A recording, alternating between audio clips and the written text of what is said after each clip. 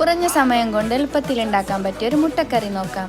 ആദ്യം തന്നെ മുട്ട ഒന്ന് വേവിച്ചെടുക്കണം. ഇനി ഒരു ചീനച്ചട്ടി അടുപ്പത്ത് വെച്ച് എണ്ണ ഒഴിച്ചു കൊടുക്കാം. അതിലേക്ക് സവാള ഇട്ട് നന്നായി വഴറ്റി കൊടുക്കണം. ഇനി അതിലേക്ക് തക്കാളി, പച്ചമുളക്, മഞ്ഞൾപ്പൊടി, ഉപ്പ്, garam masala, soya sauce, egg masala, മുളക് പൊടി, മല്ലിപ്പൊടി, സോക്ക് ചെയ്ത് വെച്ച കാഷ്യൂം, കുറച്ച് വെള്ളവും ചേർത്ത് ഒന്ന് തിളച്ച ശേഷം സ്റ്റൗവിൽ നിന്നും മാറ്റി ചൂടാറാൻ വേണ്ടി വെക്കാം. ചൂടാറിയ ശേഷം ഒരു മിക്സർ ജാറിലോട്ട് മാറ്റി നന്നായി ഒന്ന് അരച്ചെടുക്കാം. ഇനി അതേ ചീനച്ചട്ടി അടുപ്പത്ത് വെച്ച് കുറച്ച് എണ്ണ ഒഴിച്ച് കൊടുക്കാം. ഇനി മുട്ടയെ ഇതുപോലെ ഒന്ന് വരയിട്ട് കൊടുത്ത ശേഷം ജസ്റ്റ് ഒന്ന് ഷാലോ ഫ്രൈ ചെയ്തെടുക്കാം.